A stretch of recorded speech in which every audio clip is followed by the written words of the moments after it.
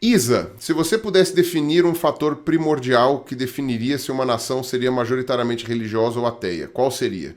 Cite outros fatores que também influenciam o seu posicionamento. Nossa, isso daí parece uma pergunta de prova que você não sabe responder e você quer que eu responda. O fator principal, isso daí não sou só eu que estou dizendo, isso daí tem vários institutos de pesquisa pelo mundo todo que falam, é a relevância que a religião tem na vida das pessoas. Porque não é simplesmente religiosa ou ateia. Isso não existe, mas não é assim que funciona. Entendeu?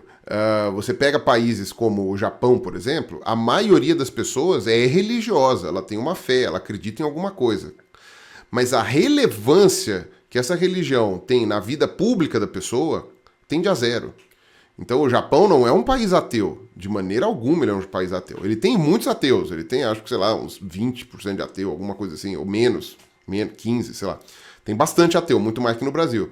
Mas não é um país ateu, mas é um país cuja relevância da religião na vida pública é baixa.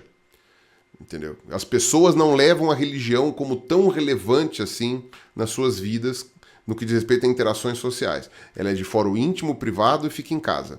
Esse é o ponto que as pessoas, que os institutos de pesquisa, que os pesquisadores ao redor do mundo usam para determinar o grau de religiosidade de um povo.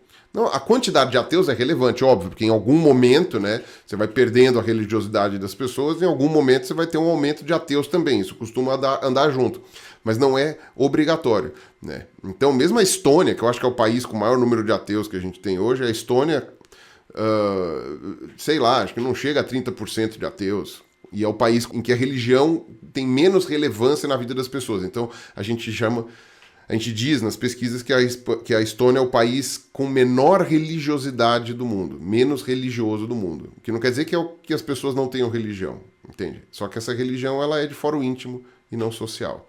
Então, não é só religiosa ou ateia. Existem casos particulares quando a gente está falando de países do antigo bloco soviético ou países que tiveram experiências socialistas, tal, não sei o quê, é diferente. Então, a China, por exemplo, a quantidade de pessoas irreligiosas na China é gigantesca. Mas lá, você já teria dificuldade de definir qual seria a religiosidade dos chineses, mesmo antes da Revolução Maoísta. Porque você tem lá era o confucionismo, que é mais uma filosofia que uma religião. Tem o taoísmo, o budismo. O budismo já é uma religião ateia, que tem todas umas questões assim. Então, já seria difícil. A Revolução foi muito severa contrária às religiões. Ela removeu muitas religiões, isso daí é sabido em todos os países com experiências socialistas, né? Você teve uma remoção à força das religiões, né? Seja do Estado, seja também da vida pública em todos os aspectos, né? Então, nesses lugares, né, o índice de religiosidade foi forçado para baixo de uma maneira artificial. Seja ele real ou não. Você vê que em Cuba, por exemplo, não adiantou nada. Em Cuba voltou tudo, né? O pessoal era religioso. Na Rússia, o pessoal era religioso, voltou a ser religioso, porque né, você não força as pessoas a se desconverter de uma hora para outra.